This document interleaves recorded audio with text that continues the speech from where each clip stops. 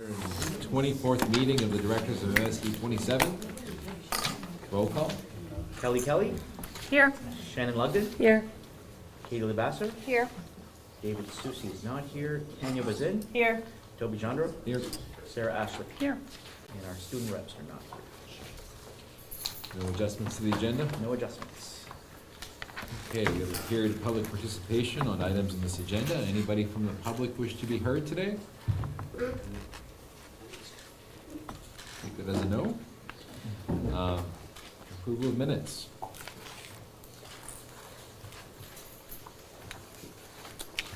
I motion to approve the minutes. A second. Any discussion? Who was the second? Seeing no discussion. All those in favor?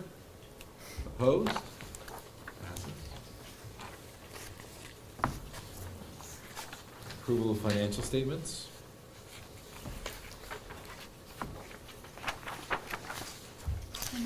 Motion to approve. I'll second. Sarah motions, Shannon seconds. Any discussion? Seeing none, all those in favor? Passes. Before we get to the presentations, I'm going to take something a lot of order that I should have done before we went into order, but Ben was nice enough to put these on the on our table. This is directed more at Kelly and Katie than anyone else, because we're the new people. These are all of the potential motions one could make at a board meeting. I will tell you that most of the time we don't use the right words, and that's okay. If there's something you need, make the motion, and if it's something we can do, we'll do it. And I'm gonna be pretty judicious and not say, no, you didn't use the right words, sorry. But just to give you some idea of what can happen and what can't, I think we've had to refer to Robert's Rules of Order, never? Never. But if we have to, we will. That's what we're supposed to be following. I find that for the most part, the board is able to operate without getting into real technical approaches.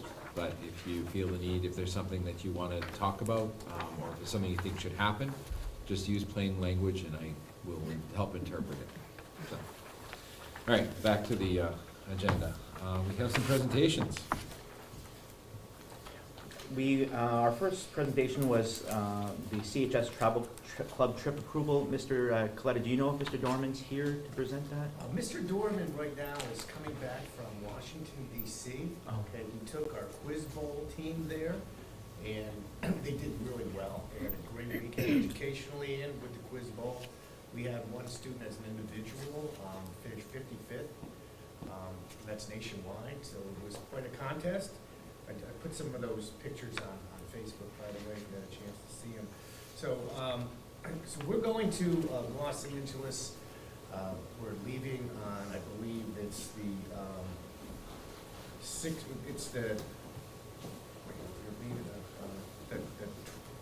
21st. Yeah, it'll be the 21st day after school ends, and we'll be gone for a week. There's all kinds of different activities. It's, Mr. Dorman, if you ever had a chance to travel with him, likes to do, educational things, but taking cultural things as well. One of the things we'll be doing is going to the Palomar Observatory, which is a space telescope there up on the hills of LA, which is going to be one of my favorite highlights there. We'll be going to Hollywood Boulevard, walking, through the Hollywood region. Go to the California Science and History Museum, Los Angeles Zoo, Broadway show, the life story of Tina Turner. We're going to be seeing a Los Angeles Dodgers game as well. All told, there'll be about 46 students going on it, and the students all paying their way. So it's a big trip, and I think there's at least 6 adults going as well, including myself, Mr. Dorman, Mr. Chenard, some parents. So that's all I have to do on that. I've taken 4 trips with Mr. Dorman, and I've done the LA trip. and it's amazing how well organized it is, how seamless it is. Mr. Dorman will go out in the morning while everyone is still waking up and eating breakfast, and he'll go like get tickets for all the day's events. So everything's lined up, and we're not ever waiting in line. Sometimes he'll go out on his own, leaving the other 5 chaperones with the students so he can go make arrangements with, said restaurant that we're going to or whatever. So he's always thinking ahead, always planning ahead, and it's very, very well organized and well detailed. And because Mr. Dorman does all the work for the planning and doesn't hire an outside firm to do all the planning, the kids get the best price possible for this type of trip. Do you know what the cost was this year? I think it was $1,200. Yeah, the airfare has gone up considerably, and so are hotels and everything. So it's more expensive than it had been in the past. But I'll get Still not. Yeah, I'll get a better dollar value for that. But I know that every students have been raising their own money for that, so we'll get a more definitive price. Awesome. We do have board policy that says anytime that our school has a trip outside of state that's overnight, it requires board approval, which is why this was taken to tonight for said approval, if you should so desire to approve it. I make a motion to approve. I'll second. Any discussion? I think anytime we can offer students the opportunity to experience areas. My kids are both in college, they still talk about Mr. Dorman's trips. I'm gonna take one of them one of these days. Any other discussion? Seeing none, all those in favor? And for our second presentation, we have some guests here, and I'm going to recognize Melanie Poirier, who's going to lead the discussion. Melanie, you can share to the screen. It's the CHS library, I believe, if you have slides. Essentially, Melanie's going to talk to you about the programming at Chippy. It's something that we haven't had the opportunity to talk regularly with the board, and we felt it was a great opportunity, especially with some new board members, to kind of bring everyone full circle around what's going on at that building and what's happening. So Melanie, whenever you're ready, we'll turn it over to you.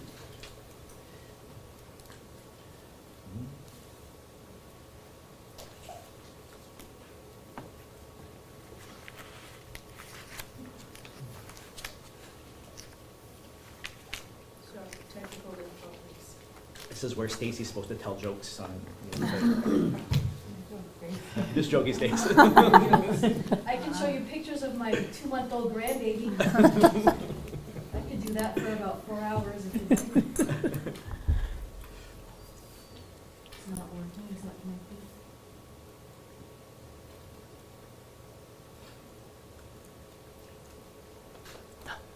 Is she not authenticated, maybe? Well, you know what, Mel, if you want to share it with me, I can put up your slides from my computer. In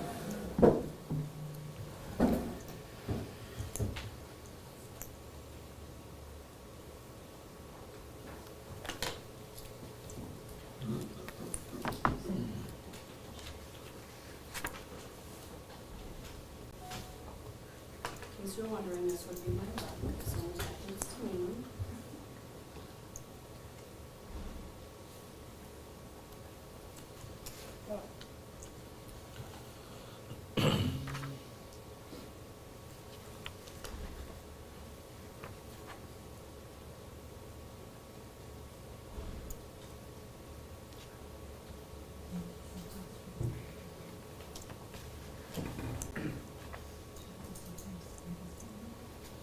Okay, should be all set.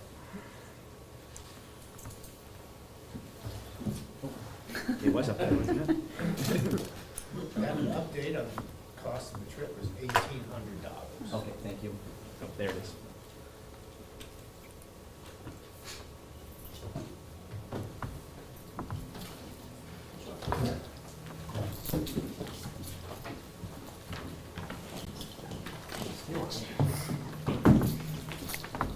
Thank you. So good evening, members of the board and community. My name is Melanie Poirier. I am the director of the MSAD 27 Early Learning Center. Some of you may be asking, what is the Early Learning Center? And that's kind of why I wanted to take a little bit of your time tonight. The program used to be called Chippy, which stood for Center and Home-Based Instructional Program for Parents and Youth. It was primarily a family literacy program funded initially by the Barbara Bush Foundation. It was an adult education program that supported struggling parents to finish high school and pursue a degree or a workforce certification like a CNA certificate, while also providing them childcare and guidance around child development and parenting. This has been a great program and had much to offer for families over the years, but has fewer active members in recent years due to many factors. However, we do still offer a wide range of family literacy services, minus the in-home services, to qualifying families, which includes childcare while attending classes. So I want you to take everything I just told you about Chippy and kind of forget it for a little bit, and I'd like to introduce you to the MSAD 27 Early Learning Center and my staff. So let's get to know each other. This is the MSAD 27 Early Learning Center logo. My staff includes myself, Melanie Poirier, the director, Helen Berry, who is the Early Childhood Education Aide, Selena McBride, who is also an Early Childhood Education Aide. I do have a staff member present. Her name is Jolene Gardner. She is also an Early Childhood Education Aide. I have Olivia Michaud, who is also an aide, and Faith Wilson, who kind of doubles as Stacey's VUCE secretary, as well as my aide when she's needed to cover. So we are now officially called the MSAD 27 Early Learning Center, and as you can see, we are diligently working on changing and updating the image as well as the name of the center. This is a work in progress. The center is staffed with professional, qualified individuals as determined by Maine State Licensing who are passionate about early years education. This is an educational center. We've made quite a few changes and have a lot of ideas for more to come. We've added and updated our teaching equipment and toys. We are working on giving the center a fresh look that is safe, sanitary, and child appropriate. And for the first time ever, the center is open to the public. This started about 2 years ago during a project we worked on during the COVID pandemic. This includes our staff becoming certified to offer subsidized childcare tuition for those families who qualify, a service which is especially valuable with our lower income and family literacy families. We do have our own Google page as well as a Facebook page, which has generated a lot of inquiries and questions about possible open placements for children in our area and in our community. The need for this type of care is so great in the community and all over the country as well, and we currently do have a waiting list of children. At the Early Learning Center, you will see learners actively engaged all day long. This is what makes us different from just a daycare. We do not, so quote unquote, babysit children. Our program is structured around the children. We believe in a holistic approach where we care about the whole child, not just from a cognitive standpoint, but from their health and well-being also. We do have a very structured routine with a curriculum. We begin working on developmental milestones as early as 6 weeks of age and continue through until we do have children that can come to us up to 8 years old. We serve 3 age groups that flawlessly transition into each other. Our infants move to toddlers, our toddlers move to early learners, and then eventually our early learners become active participants in the MSAD 27 district. We have been told numerous times that learners who attend this program are markedly more prepared for school when they get there. Out of the 14 students that we currently have enrolled, 7 of them are staff children. And in the fall, we will be adding at least 2 more staff children to our roster. It is a convenient place for staff to drop off their children, understand that they'll be safe and nearby, and know that we mostly follow the same schedule as the MSAD 27 staff. At the center, we are a team, and that's why it works. We not only work on preschool skills for school, but we also work on life skills. Some examples, we work on independence skills, getting dressed on your own, manners, table manners, as well as social and emotional regulation skills. We do believe that it does take a village to raise a child.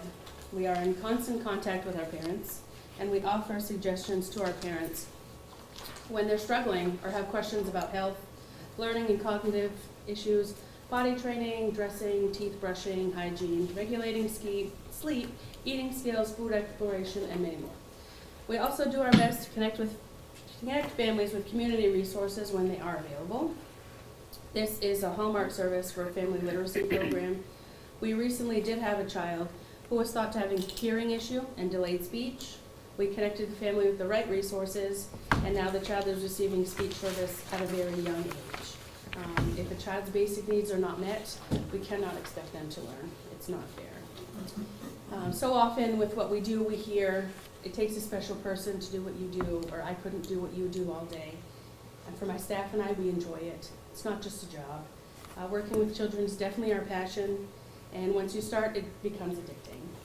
Our children are the reason we do what we do, and I do encourage you all to reach out to Don LaBelle, Stacey, Sierra, or myself to schedule a time when you can come in to see what we do. We'd like to show you around. So that's pretty much it. Here's our Facebook page and our Google page link. And thank you so much for your time. Thank you. Jolene also drives a bus. And if you have any questions, both Peter, Karen, and I are here for any historical background for the ones of you who are new and why we even have a daycare here within the school system. Is the price different for the teachers that work here compared to the outside No. folks? No, we have a chart that's designed by Department of Human Services, and it's based on county, and it's also based on age. So babies, infants we charge more for infants, and the older the child, the less the cost. But it's based on that Department of Human Services chart that is also used for subsidy. So those parents who qualify for subsidy, that's the cost that we use. How many children do you have there at any time? We currently have 14 enrolled, Okay. and most of them are full-time students. We do have 3 that are part-time, so we have 11 every day. The other 3 kind of rotate on when they're coming, and then in the fall, we're adding 2, possibly up to 4 more. Our center is licensed for up to 50 children, but in order to have 50 children, we'd have to double our staff because of staff ratios to children. So right now, it depends on how the children are aged within to know when we're full. Yeah. But typically, it's around 20 kids. 18 to 20 kids would be full with the staff that we have. Now, does the funding you receive come close to covering the cost of operation? Well, in the past, the school has fully funded the family literacy program because it was part of adult education. It served only the parents who were attending adult ed and their children, and we were not a licensed daycare at that point. But about, I want to say 5 years ago, it was just before I came here and replaced in the adult ed director position. The state was kind of, for a couple of years, we're like, no, you have to be licensed. Well, no, we're not public. We're just doing it for our students. But eventually they said, no, you have to be licensed. So once licensing happened, the way we ran our business had to be very, very, very different because now we had rules, lots and lots and lots of rules. And so that's when we got subsidy. That's when we got certified to offer our subsidy. So the parents all pay to come, and even the family literacy students who are taking classes with us will often qualify for subsidy. And sometimes they have to pay a parent fee, but most of the time they don't have to pay a parent fee. Does all of that completely cover the cost? We're still experimenting with that. We're not sure. This is really new for us. And the district is still covering a partial cost because we're still serving family literacy families. Not at the rate we were, but we're still serving them. So we're figuring out how that's all going to work together. Yeah, I was just curious because of, it's an incredible program. I know childcare is a real issue here in the community, and if you can ramp up, I'd be curious. That's why the question is if it's going to, if it involves having to do a lot of fundraising outside of your program, I can Well, understand there being the other hesitance. thing that's been unique for us is because of COVID, we've got money. We've got all kinds of COVID money for daycare, so we've been able to upgrade a lot of the equipment. We purchased a shed for storage. We have bought PD. These people are doing PD above and beyond. Mhm. I will tell you, it's above and beyond, because there's no time during the school day to take a break and do PD. And I don't know how long we're gonna get all this funding. Plus, I think it was back in February, they made it a law that all childcare staff are getting an extra $200 above and beyond their salary from the state of Maine. And they could work 8 hours a week, or they could work 2 hours a week, or they could work 40 hours a week. It doesn't matter. If they work even a little bit, they get that $200 every month above and beyond. It's not a lot, but it can help. That's great. It can be a car payment or maybe diapers, something. Groceries for a day.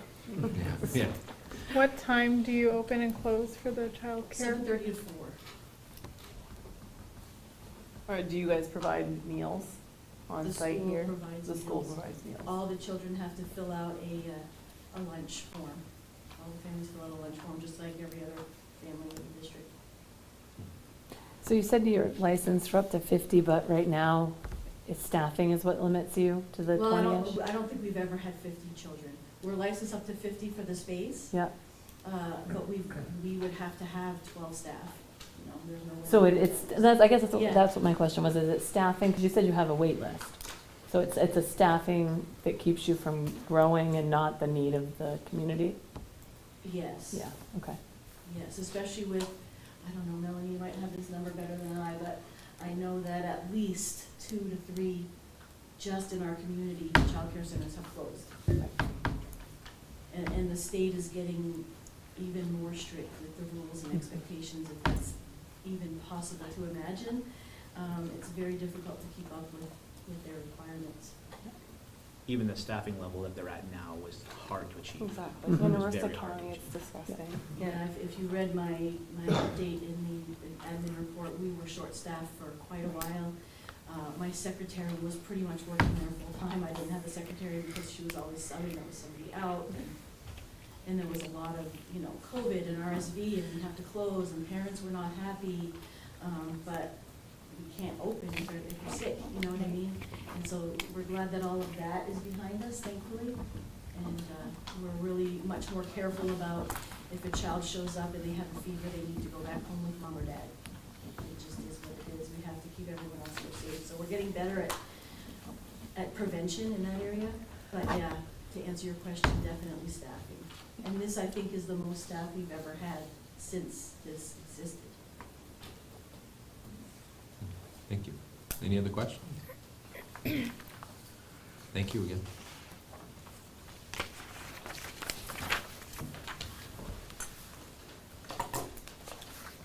Superintendent. I just have a couple of updates.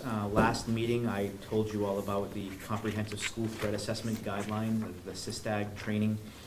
Last Friday, both of our school teams participated in the Level 2 training.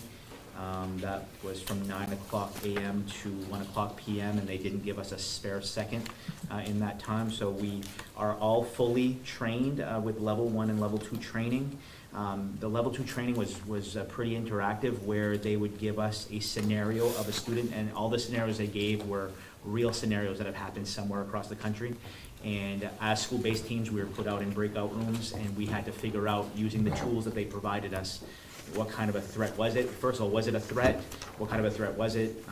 And what would the school's response to that threat be? So it was a good interactive training on the nuts and bolts of working with the CSTAG training equipment, the forms, the documents, and we're just going to have a follow-up as school-based teams to kind of align ourselves with best practices according to this model.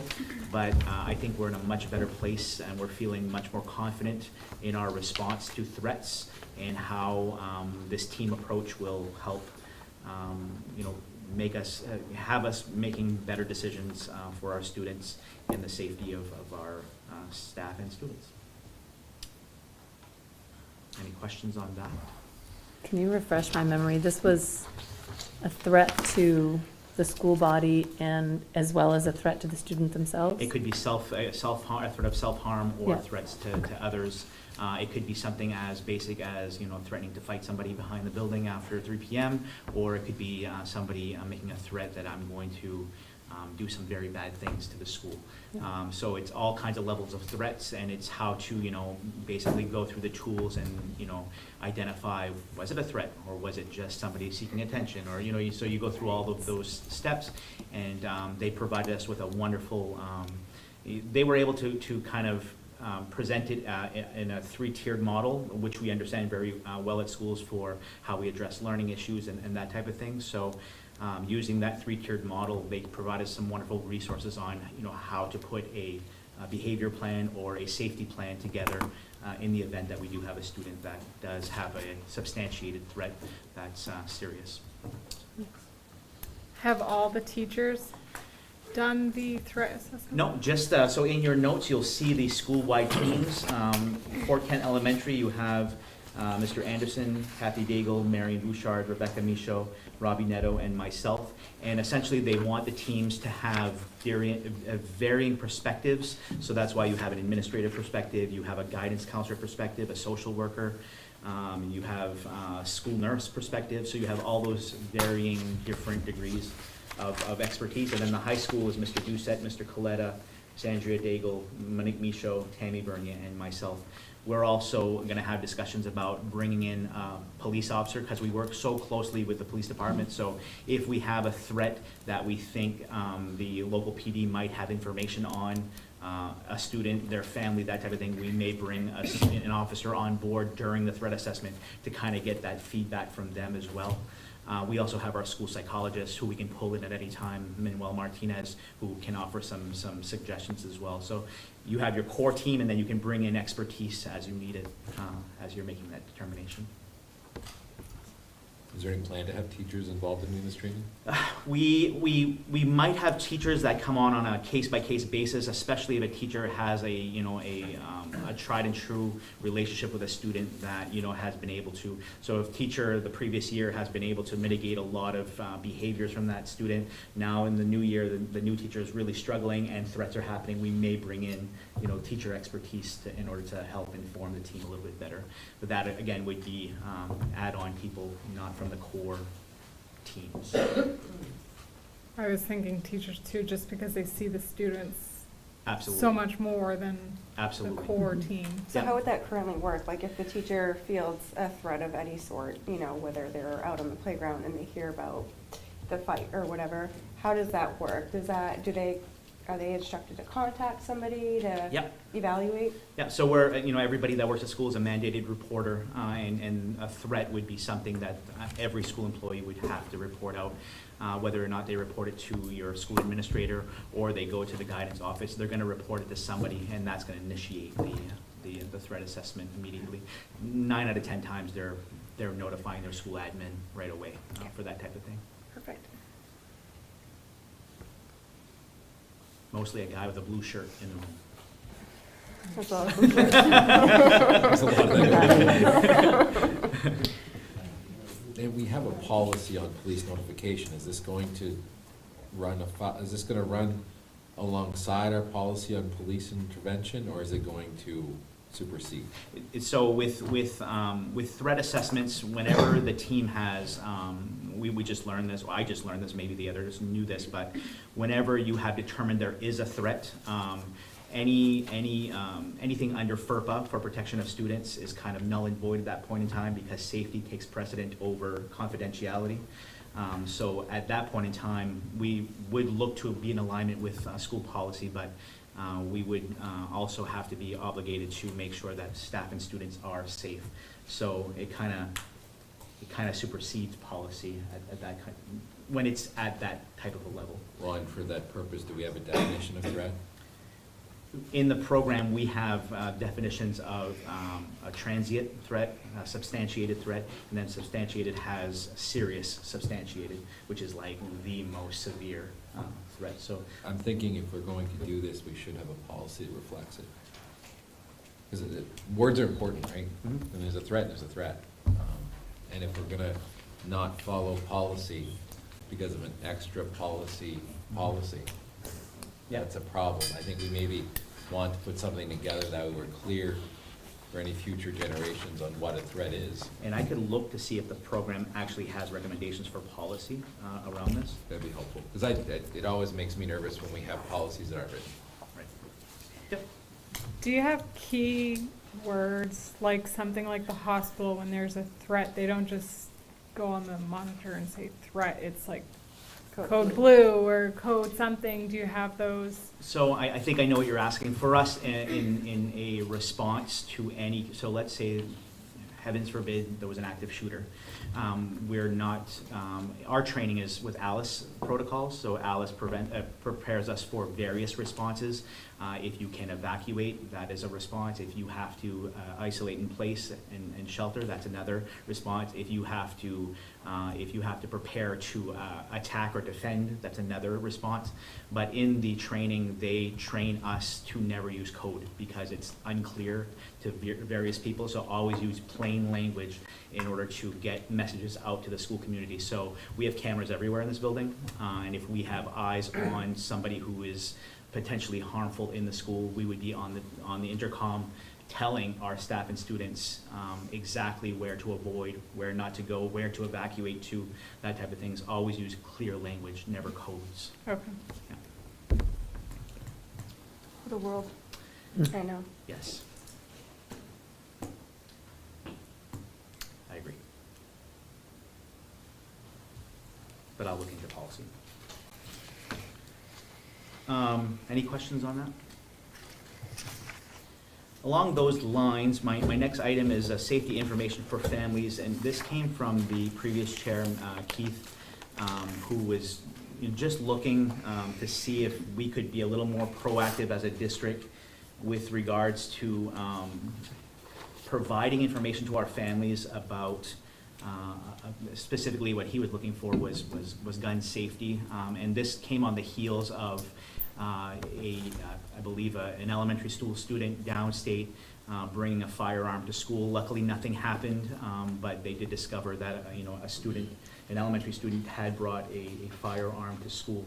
And so at that point in time, I reached out to the Maine Gun Safety Coalition, and again, we know how political the gun debate can be, and that's not what we were talking about, Keith and I. It wasn't to debate, whether or not a family should own firearms or not. That's not our position to navigate, but it's more about how to pass on information to our families, because we do believe that's a family thing to educate, their children on, but how to pass on information to families about simple things like, locking up guns and access to gun locks if you don't have a storage, facility, that type of thing, and working with your kids on, just those talking points.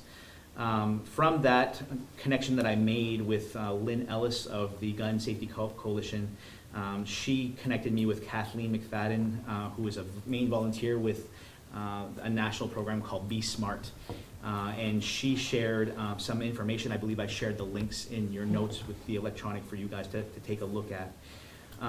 Lynn and Kathleen said, hey, we're willing to go up to the Valley and talk with your school boards about what we can offer from Be Smart, about, timed information that goes out to families. This is a program that is run nationally. And if you'd like to pass a resolution as a board saying that we're going to educate our families, you go on their list of schools that are doing that, and we would be taking a proactive step to potentially keeping our students safe. I said I don't know if there's appetite for that, and said in fact the board chairman that initiated this conversation is no longer on the board. So I guess for me it's what are your thoughts about that kind of awareness? Do we want to stay out of that realm and not go there? Do we want to get more information from Lynn and Kathleen, or are we on board? So I guess I'm just deferring to the board to see what you guys think about that. So I checked out the link, and I thought it did a really good job of not getting political. It was simply, let's keep everybody safe. We don't want kids to use guns, and we don't want the guns that are in our home to be used by somebody that's not authorized. I'd be very interested in having them come talk to us. What kind of price tag is tied to that, I guess? Do you know? No price tag.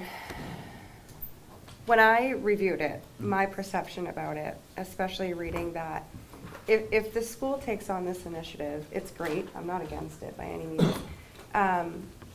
I don't think it will be received appropriately and by the proper people.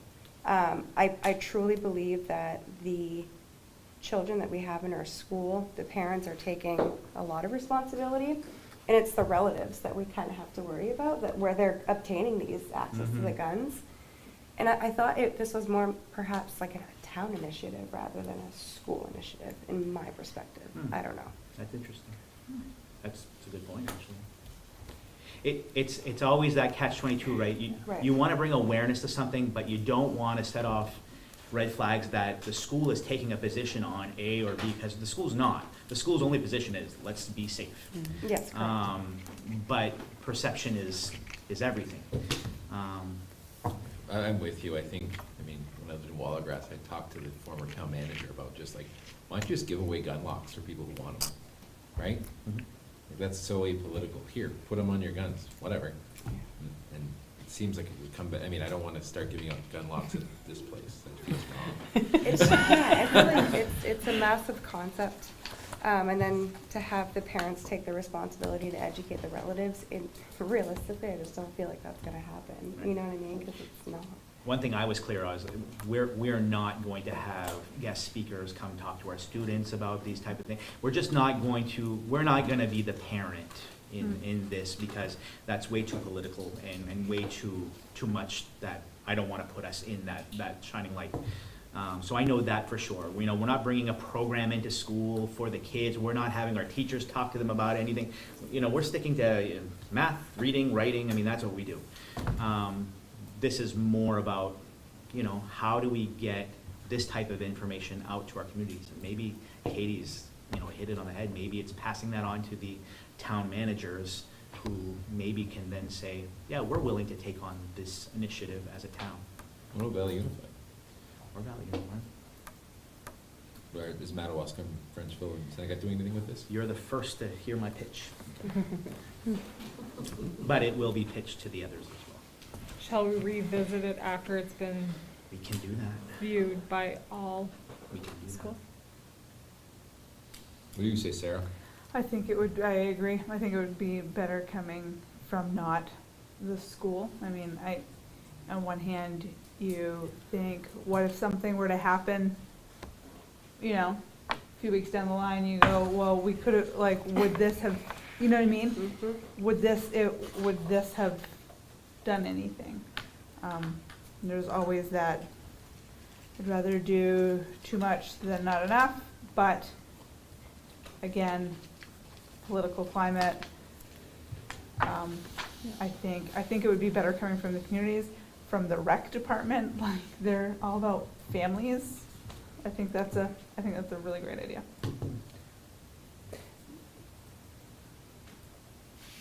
If they don't take it on, I think we should. Maybe we can revisit it then.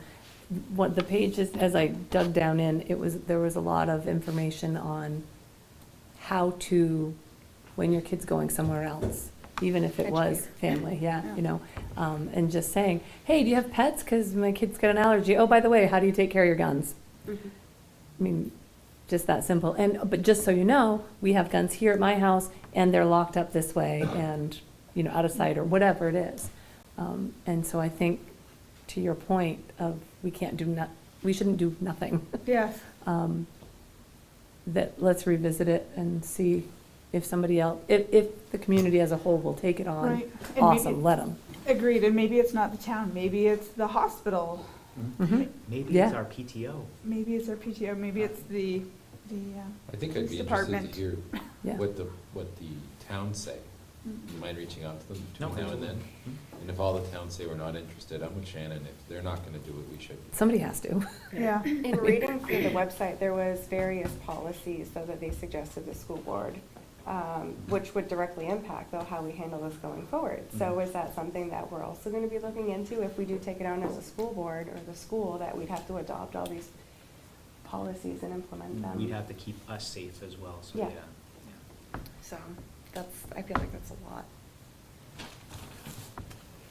Will So- each town have to take it on, or will it just be the, I think we make the offer and see who's interested. I think that makes the most sense. We'll know in a month how everybody feels. Yeah. Then you'll also hear back from me on how Madawaska responded in 33, and we can just revisit. Tanya? I agree. Perfect. Okay. Last thing I have was to talk to you about our life skills programming here at MSAD 27. If you recall, a couple meetings ago, we had announced the retirement of Jean Martin, who runs one of our life skills program here at CHS. And we told you at that time, we're gonna look to try to reallocate staffing in order to manage that. So I'm gonna have Jill Kelly give you an update on that status, but at the same time, I think just sharing some general information about what our life skills programs look like at FKES here, who qualifies for that type of programming, and all the nuts and bolts about our life skills in both buildings. So Jill, if you don't mind, I'm gonna defer to the expert. So it's not very black and white. So typically, students who qualify are students with intellectual disability or like more severe autism. But even then, you don't automatically qualify. So what we try to do for all students is look at least restrictive environments. So students should be in the mainstream classes as much as possible, and whenever, they can be successful. And if when the students struggle, we deal with this a lot, just trying to figure out what's going to work. We provide accommodations, we look at all different types of accommodations. When that, we might meet again and say, okay, this still isn't working. We can look even here at Valley River Middle School, the high school, looking at, okay, we want to expect meeting a standard of a 2 level instead of a 2.5. So we really work hard to keep them with their peers as much as possible. Every once in a while, we have students who it's still not working. Like we say it's adversely affecting that child, so they're not getting anything out of class at that point. We might say that when we look at the standard, they need something more than that. They need something to meet. It's always unique and based on that IEP team decision. So we're always meeting as a team, and it's looking at, okay, we need to meet this child's individualized needs. This isn't working. They're not understanding global, whatever it is, like whatever the concepts are. If we can't get them to meet it at their level, then we might look at life skills. At the high school, junior high here, we have a total of 8 students in the life skills classroom, and they're not in there, they might not be in there the whole day. So they might go in for one class, or they might go in for science and social, language arts, math, science, and social studies. Some students only go in there for language arts, or depending what their needs are. So we're still always trying to look at keeping them with their peers when possible. At the elementary school, we have a total of 6 students in that life skills classroom with IRIS schema. And the needs are more unique, I would say. Each student in that classroom has a one-on-one, and it's more for safety reasons, because we have students who could wander off with higher, more severe autism. Some who do not, can't struggle to express themselves and their needs. Let's see what else. I have a bunch of, okay. So sometimes we look at questions like to determine who needs life skills. We might say, do they need adaptive behavior in order to learn live independently eventually? Like some students at the elementary school might be like help with toileting and learning to use the bathroom. A few years back we put a bathroom in that life skills just to help them, teaching students to become more independent in toileting. Let's see.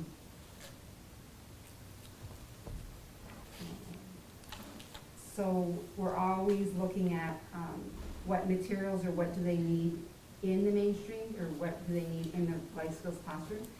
And as far as the funding, it's paid the same way that the resource rooms are funded. So it's paid through special education, but when a student needs any specialized equipment, I'm trying to think of what it could be, like a standing frame or something that would help that child, that particular child, we can use a local entitlement grant, which is a special education grant, to help pay for anything, especially for a certain child that might come in with a need, whether it's a wheelchair or whatever the child needs. So it's really looking at the IEP team to make those decisions, but we really work hard to say, sometimes we'll have a teacher say, I really think this child should be in the life skills room for science, and we'll look at every possible solution. Okay, can we give extra support? Can we give more individualized time? Can we give more accommodations? Just trying to keep them with their peers is the most important thing, because they learn so much from peers and discussions, and so. And once in a while, we have somebody ask, like, oh, my child wants to go in there and learn how to cook. Well, it's not home ec. That's not the purpose of it. But what we do have, and some kids walk by and would really like to take that class, whatever that class is. So it's cute to see. Is there anything that I made on this? Do you have any questions about either? I mean, you can always stop by and visit too. Life skills is kind of a misnomer, because I would think of sewing buttons and making macaroni. And it doesn't sound like that's what's happening. That's more home ec, I think. I know, but life skills isn't exactly, feels euphemistic for what's happening in that classroom. Yeah, we've even had students, like, part of their day was like brushing their teeth, combing their hair. It depends on what their needs are. And for some kids, it might not be that. It might be like a child, safety-wise, who right now, or emotionally, or there's different reasons. But we really look at what else have we tried, and we've tried all other avenues first, because we want them to be with their mainstream peers, and because that is much more restricted. So is this program mandated by the state to have something like this? I mean, how does this, Right. is it a necessary place, for students who can't be mainstreamed to certain places that were said we have to find a place where they can be? I guess, especially where our district, we're trying to meet the needs of everyone. Our out-of-district placement, so say we have a child with really severe needs, would be an hour away and very expensive. So we really work hard to keep kids in our district, and we really work hard to make a program that works for them. So, I can't say. Does that help? I can't say that being superintendent of 3 school districts, one that does not have a life skills program, when a student needs that programming, the family will seek it outside of district placement, specific to what the needs are. So we do have a student from one of our districts that goes to another for programming because they don't offer it at their school.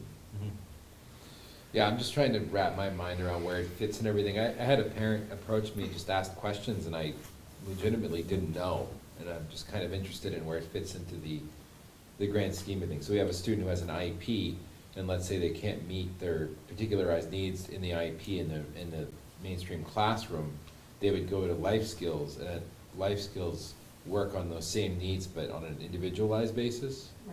Right, and it could be for math, if they're not understanding the concepts, and even the resource room might be algebra, because they're meeting the standards like everyone else. And for some students, that doesn't make much sense. They're gonna need to learn how to count money, basic change, using measuring. I mean, they really more. So it's targeted transitional skills, correct? Right, to do it independently someday. Right, so that after high school, they're able to go into independent living, maybe supported employment, those kinds of things. And it's targeted directly to the child's transitional plan, which is developed no later than grade 9, I believe. Right. And that is developed relative to their skills, their needs, and their goals. Thank you. Sorry. That makes, because I'm trying to figure out why you would call something that's not life skills, but it is life skills. Okay. I don't like euphemisms. So that makes more sense. If it's a targeted transitional plan, like you're saying, Peter, I can see what you're saying, where you're having students are going to need certain skills when they go into the community, and absent them not learning algebra, being able to count change when they go to the store and make sure they get what they need done is important. And it might be, like, even at the elementary school, like Miss Iris works on, like, okay, she said hello to you, what do you need to say? And having them turn around and say hello, like, for some students, that's where we're at, in like using utensils to, you know what I mean? Oh, but make sure you use your you know what I mean? It's really, sometimes it's things that we don't always think of, but you actually have to teach students some skills sometimes, so that's, And is it an individualized program for each student? yes, absolutely. How long are they in that classroom for? Is it an all-day? It does, if some students join their peers for it depends on their needs. So as much as we can have them with their peers, some students are. It might be one period they're in that classroom, but for some students it is, you know, they really struggle outside of that classroom, so. But she even goes down, they run errands, they deliver messages, they might go to library, they might go to, so whatever they can be successful in. It might be music, with some students music doesn't work very well, so it all depends. Now, along those lines, a lot of high schools are talking about bringing back a home ec-like program to get their students life and career ready. So you see these programs popping up in different high schools where you have to take a freshman year course on balancing a checkbook and sewing a button, all those things that you consider we learned in home ec. Schools are bringing that back, and I think in our strategic plan data that we're collecting, I think you're going to see people talk about that as a hot topic. We won't be able to call it life skills. We won't know what to say. Life skills. They actually have those classes, because I won't out any of my kids, but I almost considered putting a few of them in there, my own personal children. They're called adulting classes, and they learn those basic skills, like how to change a tire, and so. It's important. I hear that comment a lot. Yep. What's a credit card? What's interest? Well, yeah, exactly. Oh, it's fine. It'll work itself out, right? Free money. What's 24%? Thank you so much, Joe. Yeah. Thanks, Joe. Other than that, under superintendent, you have your administrator reports, one from Mr. Doucette and one from Mr. Anderson, from AnnMarie, Guerrette, and from Stacey Sear. They are, 3 out of 4 are here to answer your questions. Anybody have any questions of the administrators?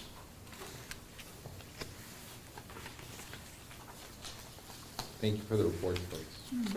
I think we're on to committee business. Under committee business, we have policy committee. We did meet as a policy committee last week to go over these policies, and I've broken them up into 3 sections. 3 sections? Yep, 3 sections. The first is review-only policies. So you have in front of you a review of policy BID, board member compensation and expenses. I've reached out to Maine School Management on some clarification on the gracious stipend of $25 that you get per meeting, seeing if this board could enact policy to increase that. And actually, the $25 is set in statute, and it's the maximum allowable under state statute. So unfortunately, my attempt to get you a raise fell short. Go back to selling Tupperware. So that being said, that cannot be adjusted. And the reason this was brought up, excuse me for speaking out of turn, is because I work with another school committee that is a committee of the town, so the Madawaska School Committee. The statutes for school committees is totally different than what it is for school boards, and they can actually have a vote in their annual meeting to align their stipends to whatever the town selectmen get, or the town council. So I was wondering why Madawaska School Committee members were getting X amount for stipends, and you were getting, you and 33 were getting this, and so now I figured out why. So this is a review only, and I'll be asking you to consider the adoption of the review. The second one is board member insurance, BIE. Again, just another review. There's no recommended changes. It basically says that your professional liability insurance and legal fees will be provided by MSAD 27 in the event that you need it. And I don't think we should change that at all. And the last review would be CC, Administrative Organization Plan. And I'm going to provide you later with an updated organizational chart. But the review of CC itself does not recommend any changes. It basically says, you know, we're gonna follow the chain of command, however it works according to our district. So with that being said, with these 3 reviews, I think we could, with your permission, approve the review of those 3 policies. Anybody want to make a motion? I'll make the motion. Would you like to make this motion? I'd like to make the motion to approve BID, BIE, and CC. Second. Shannon? Any discussion? Seeing none, all those in favor? Passes. There are a few policies that we reviewed that we found to be unnecessary and are recommending removal. The first one is board review of regulations. The board reserves the right to review administrative rules at its discretion. We have another policy that we're going to bring to you that's under superintendent that has this language under the superintendent that the board can review administrative procedures at any request, so we really don't need this policy to say it again. And the second one is administration and policy absence. Again, that is under superintendent where I am tasked with making decisions administratively. We only borrowed a little bit of language from this where it says whenever possible the superintendent will contact the chairperson and available board members before taking action. So that was added, and you'll see it a little bit to the superintendent policy. So with your permission, we'd like to remove those 2 policies. All right, I'll make a motion to approve the removal of policies CHB and CHD. Second. Any discussion? Seeing none, all those in favor? And then the remaining policies that you have are first read, so we're not going to take action tonight. It's just for you to review what the proposed changes are. I'm going to just kind of highlight the major changes. The first one is JLCD, Administration of Medication to Students. And you'll see 1, 2, 3, 4 paragraphs down, you'll see like a light green font in that 4th and 5th paragraph, that language around EpiPens as a life-saving protocol and Narcan as a life-saving protocol in the event that we have students who need those type of medications. And our nurses are trained now in both those life-saving protocols. So with approval of this policy, we would essentially enter an agreement with a standing order with Northern Maine Medical Center for a school physician to provide our nurses with these life-saving measures. You'll also see the addition of Appendix 1 and Appendix 2 at the end of this policy, which has the state of Maine's life-threatening allergy protocol for EpiPens and their Maine Department of Education Narcan policy, as well as references to this. So our nurses have been asking, begging to please have this so that in the event that they need to administer these life-saving protocols, they would have it. Ben, we had talked about potentially asking to approve this tonight because, you know, there's life-saving measures in here. We had also talked about, I think there's another policy, right, that allows us, the superintendent and the nurses, to use it even if it's not approved until it gets approved. We talked about that as well, as I should bring that. Well, I see the note and it says, although this is the first read of the policy, we're asking for an emergency passage for right now until we can get it passed after the. So we have a policy that allows you to suspend the regular adoption of policies in the event of an emergency that you need to pass one. So what Sarah is asking is, can we adopt this as an emergency policy so that we don't have to go through another month of waiting for a second read? What's our current policy on like, what have we been doing up until now? It's, currently, it's whoever has a prescription for EpiPen, they would, be allowed to have it. We have nothing on Narcan, so these would, essentially, all we're adding is that 4th paragraph and that 5th paragraph. Everything else is what's currently in your policy. But are we currently purchasing EpiPens and, restocking and all that? We're not, no, and we're not purchasing, and we wouldn't be purchasing. It would be actually just an agreement with Northern Maine Medical to keep some on hand here. So we wouldn't have to pay out of pocket to keep any. We would just have it. Now, we have EpiPens, but they're specific to be used to only the students that have a prescription for it. But if we have, let's say, a pre-K student gets stung by a wasp, they don't know that child is allergic to a wasp, the nurse would be able to use Epi in that event to save a life. So we can't do that right now unless they have a prescription? Now, I think your nurses are bound by the Good Samaritan, probably. Samaritan. So I think they would be allowed to save a life based on, on their licensure, but we don't have a policy that says we do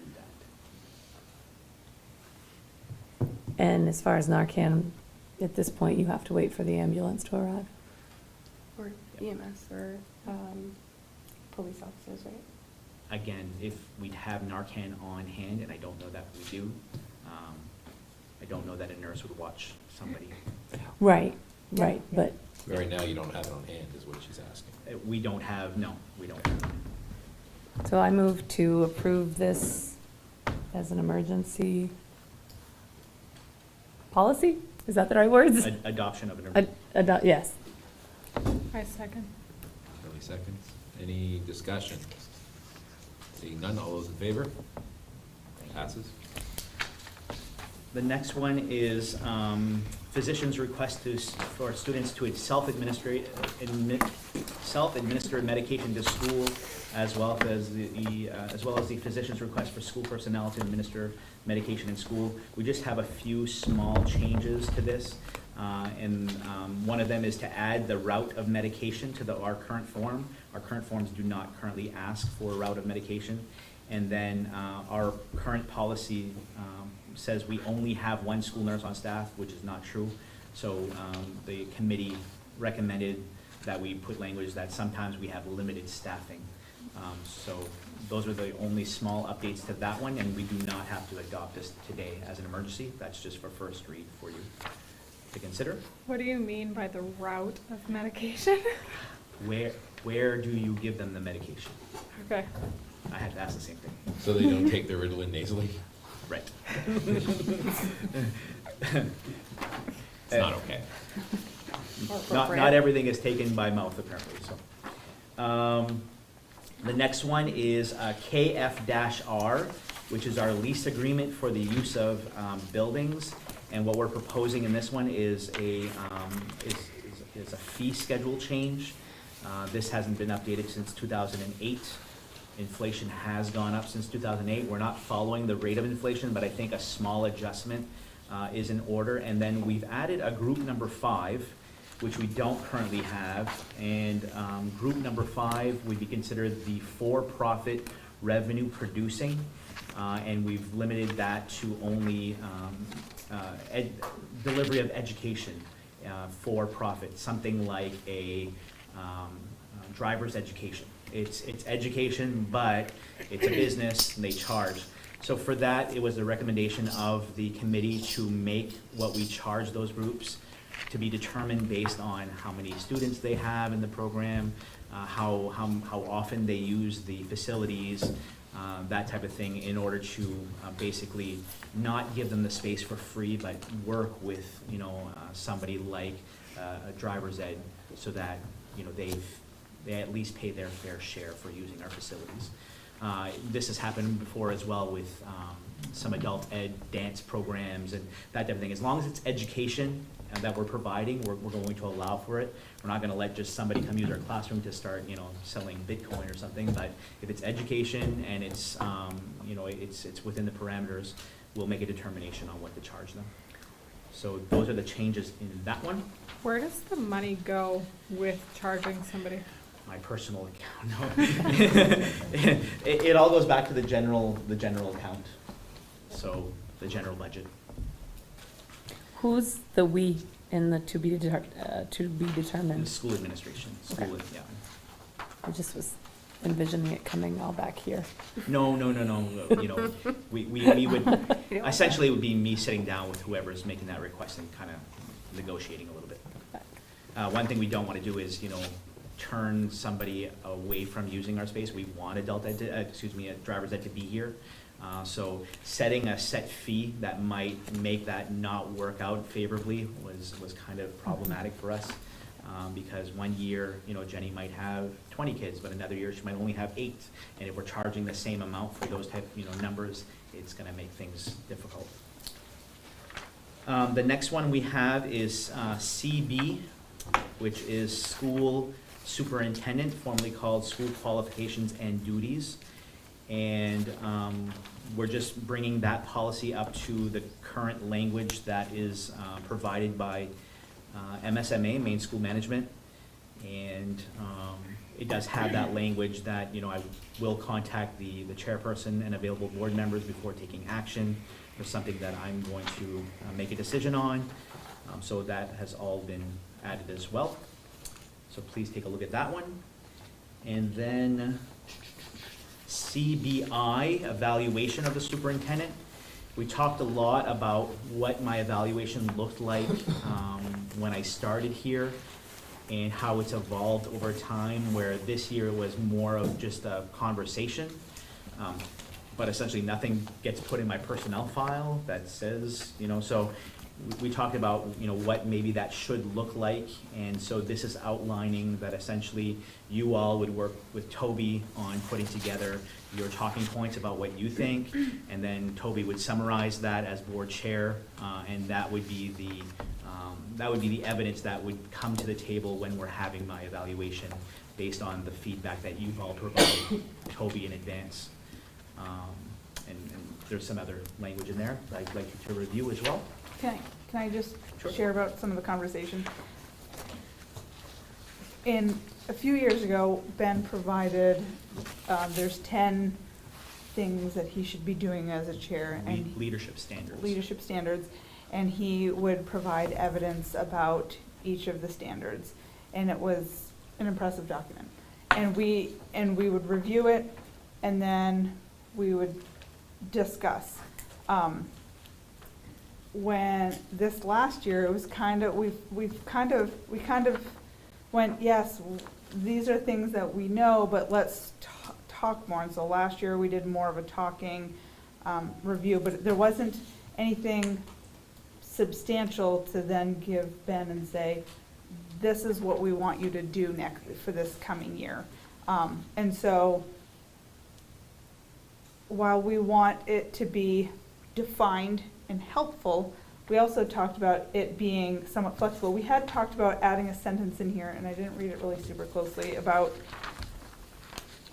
there's some guidelines, but if these steps don't work and together we decide that we want to try something different, it allows us to do that. But what I liked about this was the superintendent does a self-evaluation, and then instead of being on the spot or having these, you know, potentially personal things or whatever, and kind of getting off track, we would do some homework ahead of time to do an evaluation with the chair, who would kind of take all of the stuff, kind of put it in a pot and kind of come up with, here's the consensus of what the board is feeling, and then be able to use that to move forward with a review, as opposed to it being just random bits here and there. It seemed more unified. So I kind of like this, and this looks like a lot of words and kind of daunting and a lot of steps, but I think it just gives the allowance to say Ben is allowed, or the superintendent is allowed to say their piece, the board is allowed to say their piece. It allows you to discuss things, you know, in executive without him, with him, so that you can come to something that says, here's how we think you did this last year, here's what we want you to do this year. So, it's a lot of words, but I think it's kind of cool. It was well written. Thank you, Sarah. Did you see that spot in there where it says that, about being able to do something different? We had talked about that. Is it?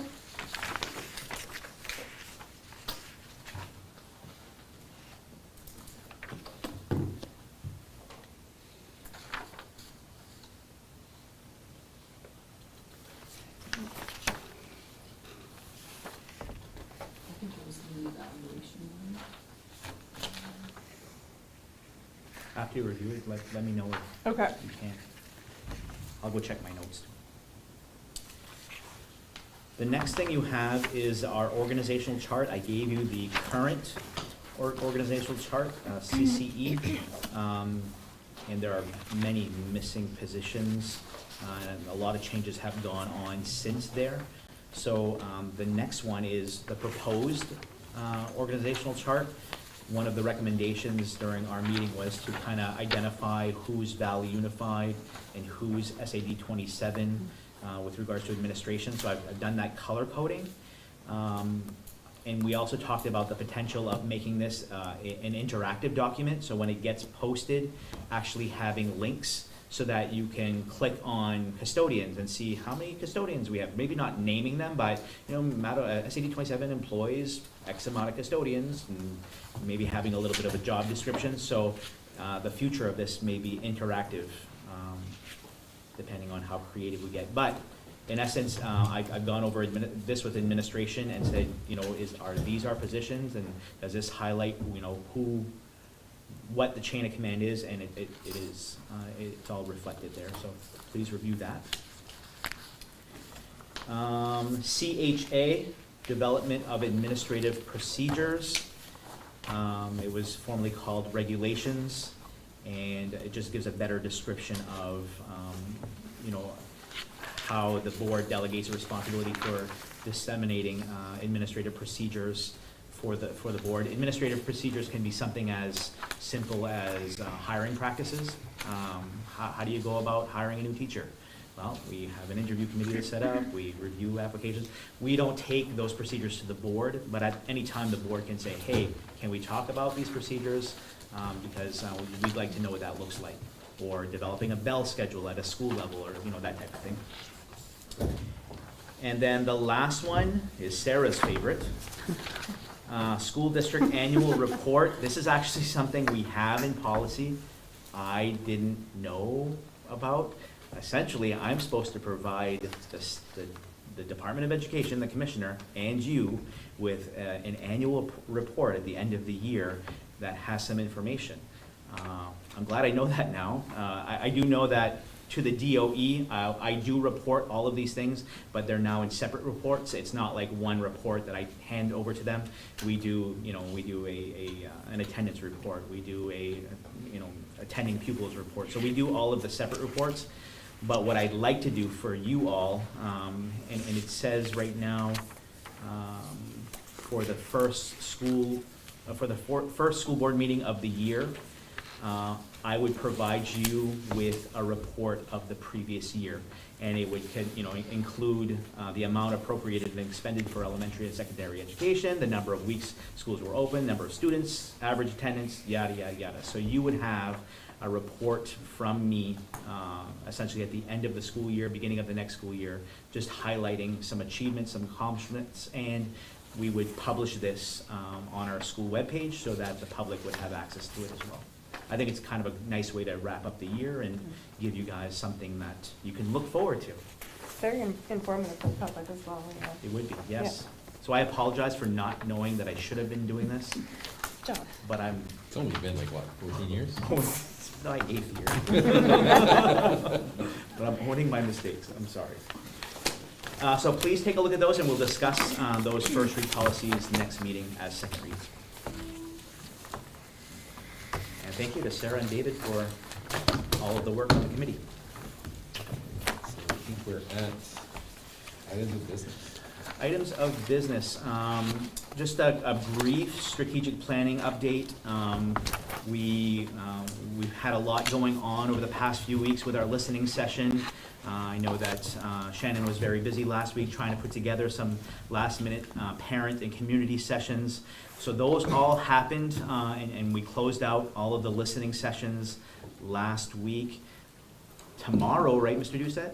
Tomorrow, Jennifer will be here for some part two. What are we calling the part two? The something session, a discussion session or something like that? It's inviting anybody who participated in the listening session to now come together and have further conversations about what was discussed. And so we have tomorrow our student session set up and our staff session set up, and we're going to be looking to set up the parent community sessions when we know, when we have time for that as well. So things are coming together. All of that data is being collected, and we're anxious to start kind of diving into what folks are saying. I know that from staff who have participated, they really, really enjoyed. We had a group of school secretaries that were one of the sessions, and a couple of the ladies that work in central office said they really enjoyed it, and they felt like they had a say in, you know, what this is going to become, and really we're thankful for being part of it. So I'm hoping that we're capturing as many voices as possible. I know that there's a lot of work that's gone into trying to do so. I think Susie Parody should be publicly thanked for the work that she did in securing a lot of the community members' participation. Absolutely. Absolutely incredible. It's hard to get people to, you know, into your emailing and your texting and your calling, and when you can get a group of community members to come in for 5 o'clock for a listening session, I mean, that's pretty good. So you're right. Susie Yeah, did a wonderful job. because I know how hard it was for me to get all of, I think, 8 or 9 people, and Susie had a nice big list going. Yeah. No, it was, and the sessions were, I participated in one, and it was really cool. The questions were very open-ended, and it provided really good discussion. I'm really excited about what we're going to hear. Any questions on that? Under new business, we have no retirements to announce, no resignations, no transfers, no new hires. We currently have our opening for CHS special education teacher. That's to replace Mr. Cooper. And we also have a special education Ed Tech 3 position to replace Lynn Sear, who is retiring.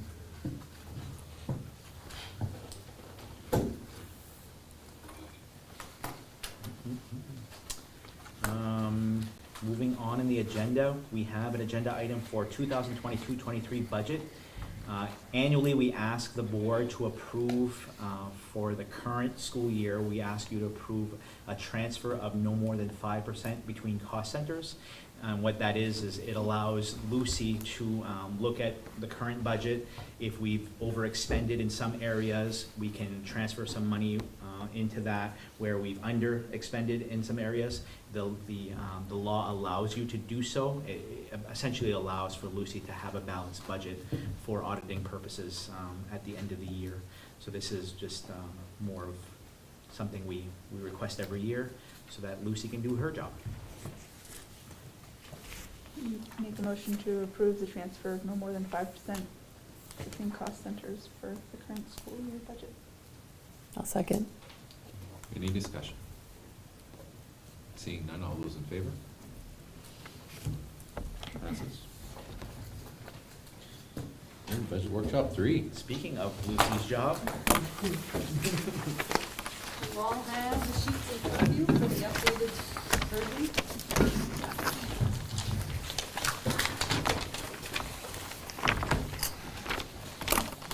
So on that first sheet, the changes, the first part of it was changes we had made up to the second draft. The green line are and below are the changes that we've made since the second draft. So the health insurance, we have 2 versions of health insurance. We have Anthem Blue Cross for teachers and professional and ed techs and whatnot, and Allegiant Care is the bus driver, custodian, secretary, the Teamsters, and their increase came in at 4%. We had 6% as a placeholder in the budget, so I was able to reduce their lines by 6%. Technology, we actually found that we had underestimated the pricing on one of the laptop leases, so I had to increase that line. The continuing ed, the Chippy Childcare Center, this is really the first year that we have an idea of how it's working and how the funds are coming in and whatnot. So it's operated, the daycare piece itself is operating as a self-sustaining fund. It really doesn't belong with the family literacy piece and the pieces that belong with the regular budget. So we're actually took the daycare expenses and the daycare revenues and set them aside in a separate fund.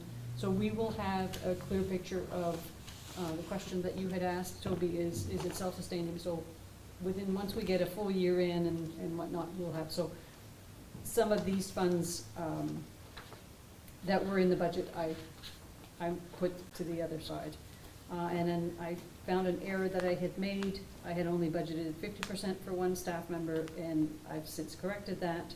So total reductions of the expense side of the budget since the second draft are reduced by almost 21,000. Our revised budget figure is 14,358,020, which is only a 4.9% increase from last year's budget. On the funding revenue side, I'm factoring in some solar energy rebates. We're not yet collecting them, but they're looking to be online in the fall. So this is my best estimate for a partial year. I'm just trying that. I corrected an error. I had a minus 5,000 for revenue, which should have been a plus 5,000, so that's a change of 10,000 increase. And then fewer funds needed for the continuing education itself. When I'm presenting it to the Department of Education, I have to account for all of the funds that make up the continuing ed piece separately. And when I'm looking at that pot of money, I actually had 36,000 that I needed to account differently. So the net effect of the local share for both of the reduction in expenses and the changes in revenue is a decrease of almost 36,000 to the locals. At second draft, we were going to the towns with a 1.05 mil increase. That's now down to 0.95, 95 or 96. It's rounding out. So that's where we are at today. The rest of the information is very similar to what you've seen before. Did you have any questions that you have when you reviewed it?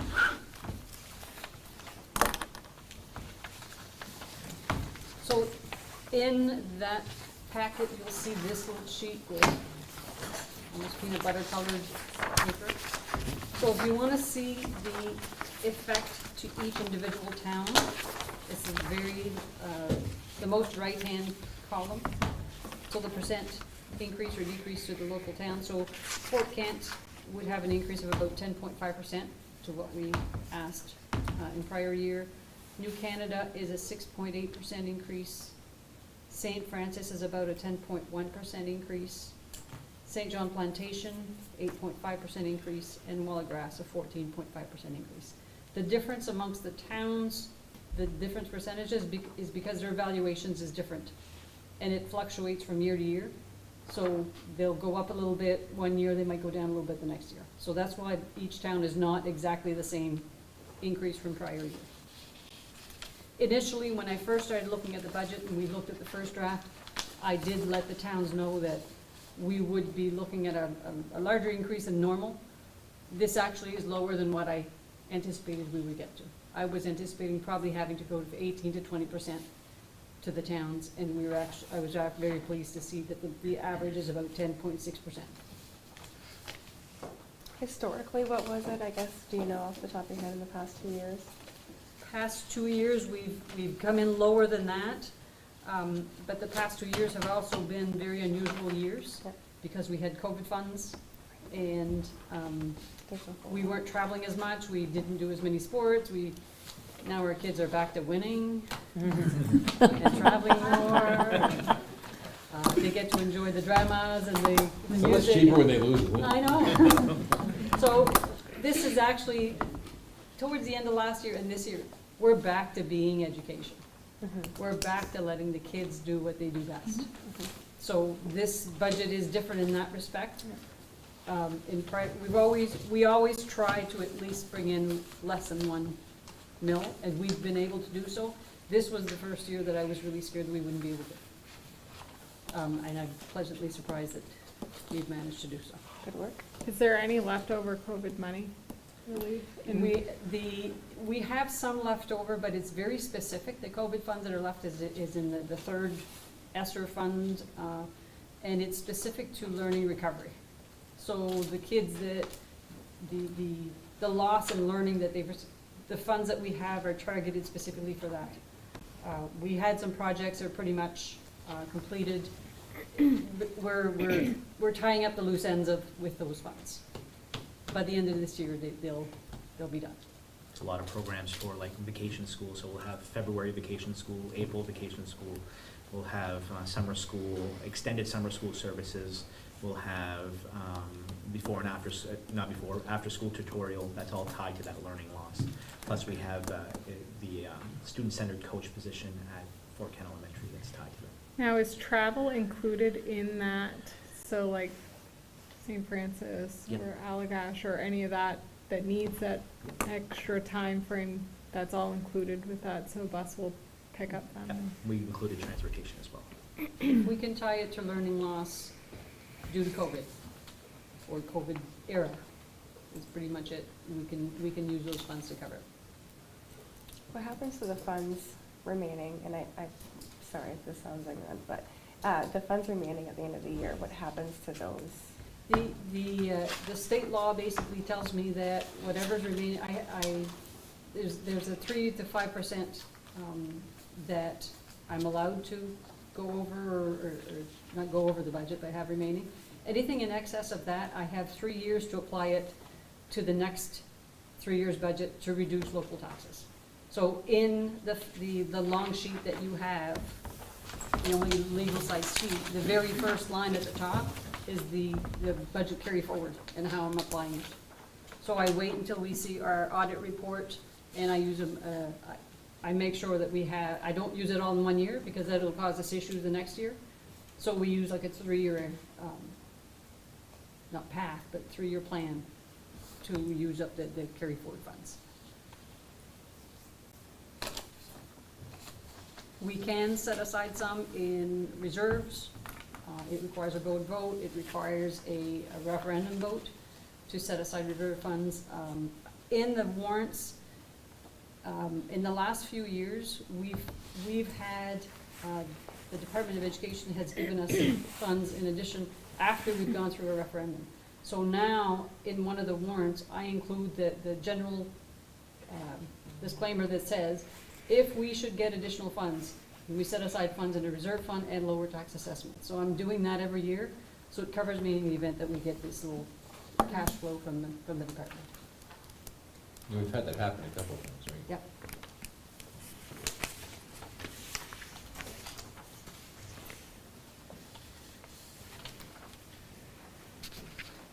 Question.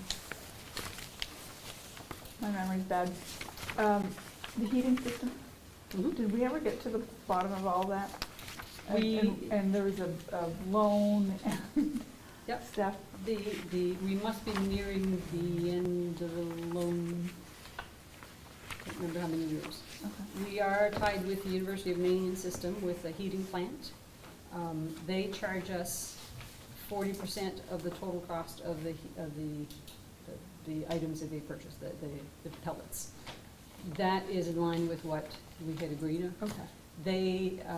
So regardless of if they add more buildings, then we'll have to renegotiate, but I don't think they're going to be adding any more. Have we done an audit of use or something and loss? Well, we were having issues with inconsistent billing, right? right. So, comparing January this year to January last year, we ended up getting meters on both ends that kind of verified what's getting put out and what's being received here. Okay. So that's It's resolved.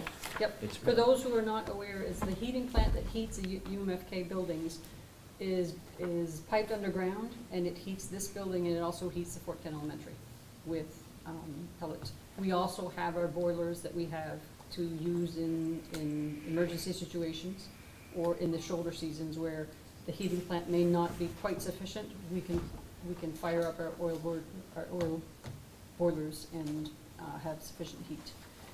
The heating is much better than it was when I first started here. We had steam heat. This is much, it's more even. Anybody else have any more questions? So this is my first big dive getting in to look at the prices and the look of all the numbers compared to the last time I was here and stuff. And would you be able to explain in depth of what is being purchased with the items on this list? Yeah, I can. The quickest way to go about that is just the one that has the most pink on it, the one sheet, and it's called the summary by categories of expense.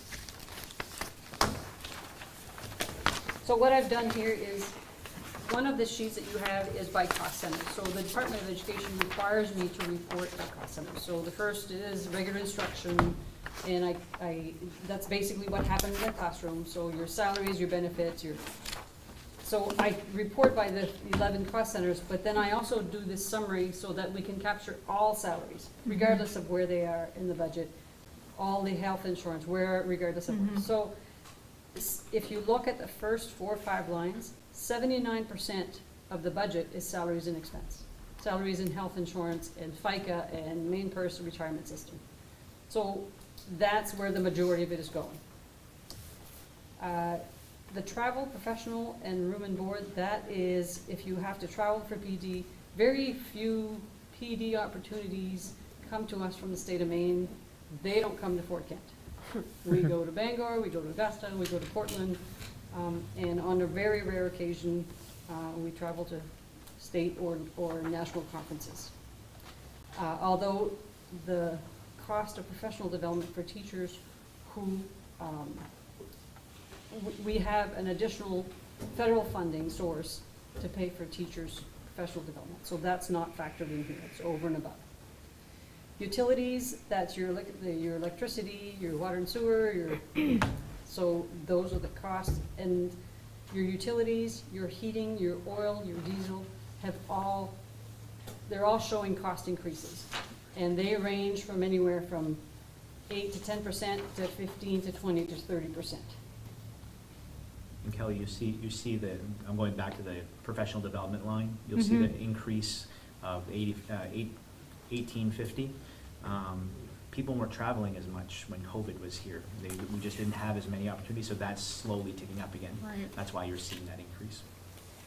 What COVID did offer us is the Zoom and the Teams, and however, that's not a replacement for meeting in person. Right. There's a lot of value in sitting next to your coworker who works in a different district and has best practices, and you can't really do that via Zoom. Repayment of a loan is the school revolving renovations funds that we have. We have some that are at the tail end for the air exchange and the heating plant. I think next year, the year after, is the last year for that payment. It's usually a 10-year payment. Part of it was 15 years.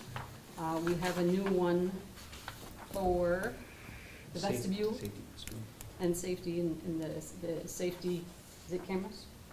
There are cameras. Cameras in vestibule. Materials and supplies is,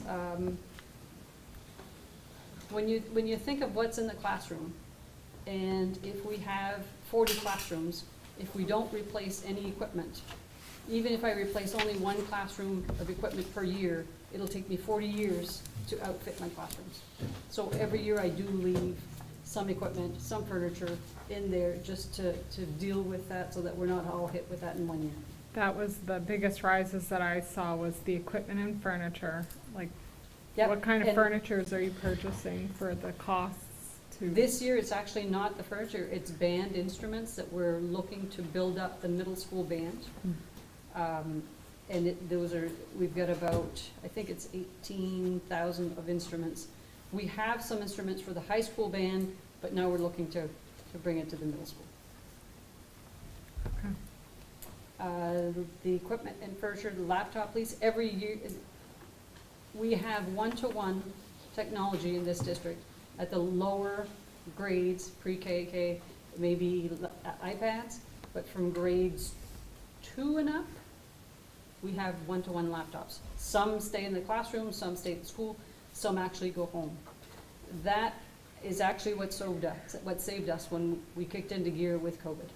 Had we not had this much investment in technology, we would not have been able to do the response from being out for 2 days and being on Zoom by the Wednesday after. Right. So but in order to replenish your laptops and your one-to-one equipment, it requires that we have a plan, and we have 3 or 4 lease groups of laptops and equipment that we rotate. So we always have. So this year, that some of that Milty laptop lease, Milty is Maine Learning Technology Initiative. What you'll also see on the revenue side is there is a revenue stream to offset some of that costs. It is 33, almost 34,000 will come from the Department of Education this year to offset some of this equipment. Prior to this year or last year, the Department of Education actually gave us the laptops for grades 7 and 8 for free, and we didn't have to pay anything. Now, it's because some districts wanted Macintosh, some districts wanted HP, some districts wanted Chromebooks, they basically said, fine, we'll give you the money, you purchase what you want with them. So now you'll see the expense for our laptops, but you'll also see a revenue stream to offset. Meals, lodging, and transportation, that's usually to do with our co-curricular and our extracurricular trips. Dues in the same line below that, so student trips and PVC sports. Can you explain that one? Yeah, so next year, the Aroostook County League for sports is having a number of schools decide if they want to move soccer programs to 8-person soccer, because there are so many schools that can't field 11-person soccer. So a lot of our competition in the past will now have 8-sided soccer. We have no desire to go down to 8-sided soccer. We can probably field 5 or 6 soccer teams in any given year. So in order to find teams that we're going to be able to play on full-sided soccer, we may have to extend our travel outside of Aroostook County, such as Washington Academy and Machias, Calais. So looking to extend some of our games down there. That's still to be determined, but in order to be ready to have those games, we needed to bump up the transportation and the due fees for different leagues. Some of those student trips are also for your drama club, your math club, it's your college visits for kids, it's your, it's anything to do with kids. We found that if you don't provide the variety, you're not going to get every child in school. Some kids come to school specifically for these things. The bonus is we get to teach them things. Hopefully. That's an interesting way to look at it. Yeah. Student contracted services, that's typically attached to the special ed budget pieces of it, so your psych, your occupational therapy, your physical therapy, your speech, those kinds of services. Career and Technical Education Center, that's the services that are provided at the CTE in St. John Valley Tech in Frenchville. Previously, we used to have all the costs in our budget, and the funding would come as well. We would then pay the bill to St. John Valley Tech. In the past 5 or 6 years, the Department of Education has changed that, so they now get their own ED 279, their own funding. This line is only in the event that they would need funds over and above what is provided, and so far they have not needed anything extra. Equipment repair and maintenance, that is to maintain what we have. And then repair and maintenance to the buildings. Built into the repair and maintenance is a $100,000 fund. We call it the 100 Fund. That's what our very nice Director of Transportation and Facilities gets to spend to fix things. We used to identify the projects, but we found that it's difficult to attack the ones that you needed to at the time frame that you can get to them. And now with the cost increases and the delivery schedules, we found that it's much easier to just give him a pot of money and he can tackle what he can at the time that he can. And 100,000 is not enough. We could use probably 10 times that much. We were able to tackle some projects with the ESSER funds and the federal funds that we got during COVID, but it still is not quite. We need to attack some every year. We have a contingency fund of 70,000, and that is if the boiler breaks, if the roof leaks, if the windows break and a wall falls in, that's the funds that will get tapped into. Conference, workshops, and professional development, and tuition. Tuition is the courses that teachers or staff take that we reimburse the tuition for. So if we have teachers that are working towards, or they have a bachelor's degree, they're working towards a master's degree, this is the line. It also deals with the conference workshops that we may have. We also have teams or leadership teams that we pay out of this line, so they have a stipend to be on a team and provide that service. Lucy, are you familiar with the Alphond Workforce Grant that reimburses, you know what I'm talking about? Yep. Are you all, is the district eligible for that? Because I know we've used some, like I personally took a class and then they reimbursed for it. I know that Kevin Lavoie at the Tech Center experimented with it this year, and he was going to talk to me a little bit more about how that all works, but he was able to tap into it. All right. At the Tech Center. Because this year, they're reimbursing up to half. I think it's only like $600 or maybe $1,200, but it might. I'll send you the links, and then between you and Kevin, it might be something that can offset a little bit at least. Yep, absolutely. Food and supplies for school lunch. The school lunch, this is the second year that it's, well, during COVID, the meals were provided to students at no cost. It's now the state law.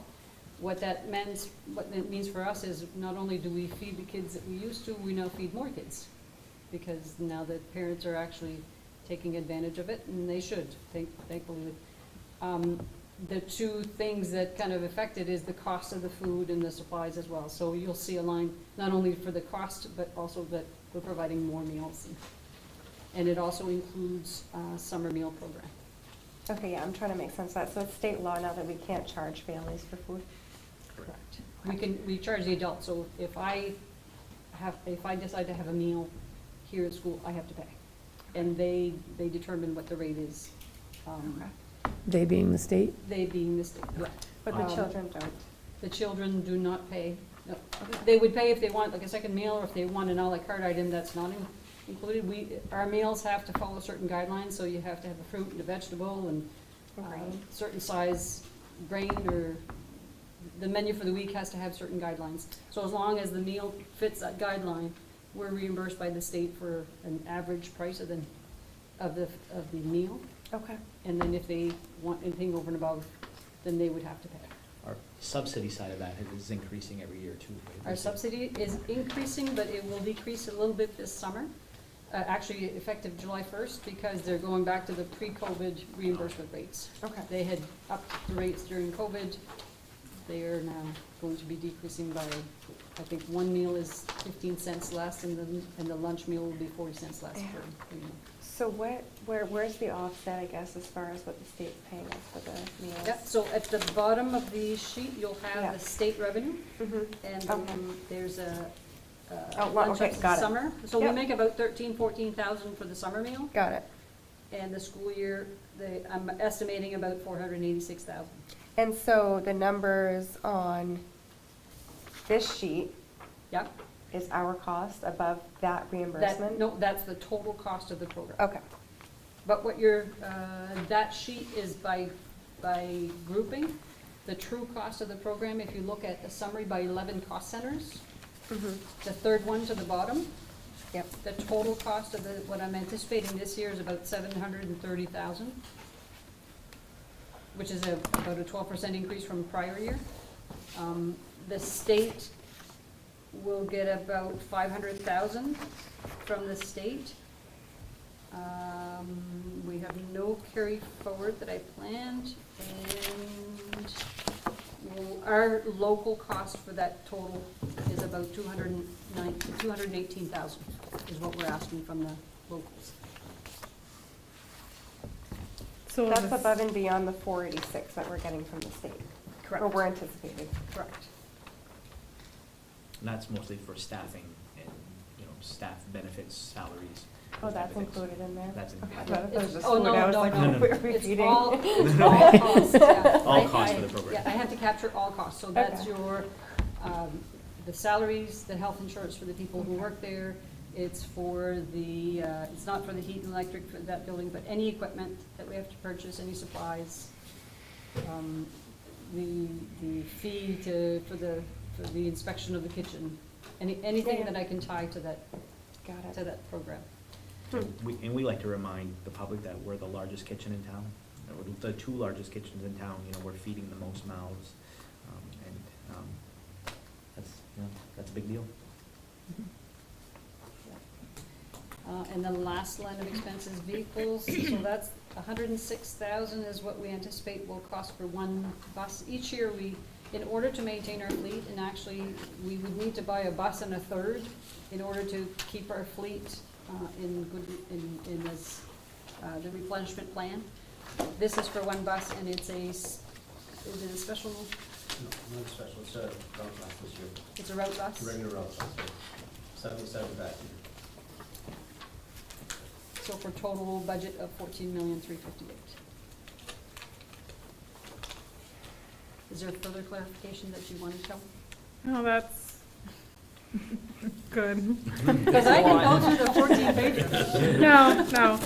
The biggest things were like the equipment and furniture, like what are we Yeah. spending so much money on furniture? Like what, are tables all breaking or like, We were Those were actually the able biggest- to address a lot of the desks and chairs by using the ESSER funds. One of the grants allowed us to purchase stand-up desks for our staff. So that went a long ways to replacing desks that I think were original to the building, if not close. We replaced a lot of classroom tables. Classroom tables and A lot of supplies. the way of teaching since 1969 has changed a little bit, so that you're working in teams, you're working in groups, you're working. A lot has changed. So on that, though, with the materials and furniture, you said that the majority of that expenditure is gonna be Band instruments. band instruments. Now, are the students gonna be able to bring that home? Like, what, how? I don't know. And the reason why I ask is because, when I was in band back in the day, like, we had to pay a lease for that, and like, you know what I mean, purchase our own, and I understand that that's not every family can do that, Right. but I mean, These are more the big ticket items that you would not ask a family to purchase if a kid wants to play tuba. You're not asking a family to, Right. buy an $18,000 tuba. right, But as we build this, you're right. When students say, I want to play the flute, the trumpet, the clarinet, families are going to be tasked with leasing those Okay. costs for that. This is just to build, we need some drum sets. Yeah. We need those big ticket items that exist in a band that we just don't have right now, okay, that foundational stuff. all right, I was just wondering. But we're not going to, the school district is not going to fund all band instruments for all students. That's just not fiscally possible. Can't do it, yeah, okay. Crazy. Good work, Lucy. Thank you, you did a great job. So, tonight, normally, the board approves the budget number, and then at a different meeting, we sign the warrants. And previously, warrants needed to be signed, I had a stack. and Yeah. I have good news.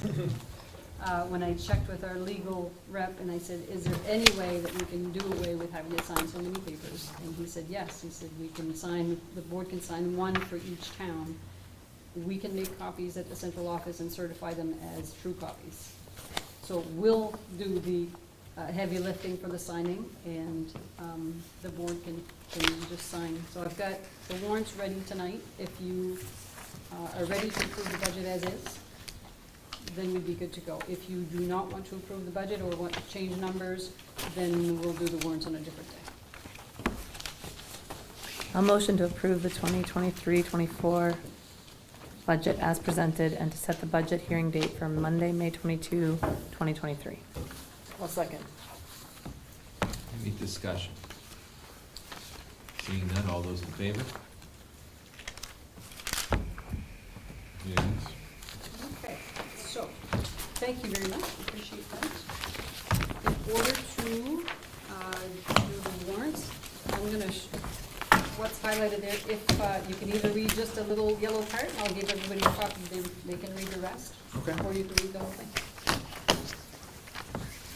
Or you can assign it to somebody else to read, because you're the chairman.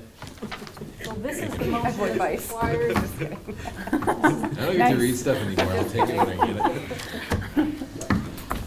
I move that the vote entitled, quote, "A vote to call and approve the warrants for the budget meeting and the validation referendum and to authorize the notice of amounts adopted," end quote, "be approved in form presented to this meeting, and that a copy of said vote be included with the minutes of this meeting." Somebody would need to second that. I'll second. Any discussion? Seeing none, all those in favor?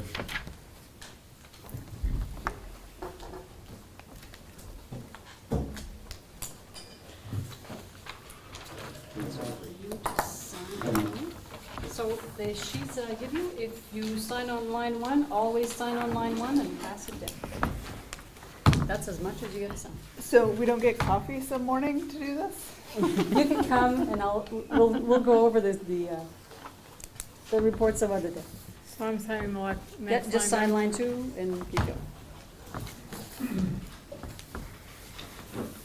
Yeah, that was fun. I don't think we actually got coffee though. No, but we brought our own. It was fun. I did not want us to go anything, had to start over. Imagine that. My daughter's in kindergarten, I bring her in with me, give her a piece of paper to sign with me. That's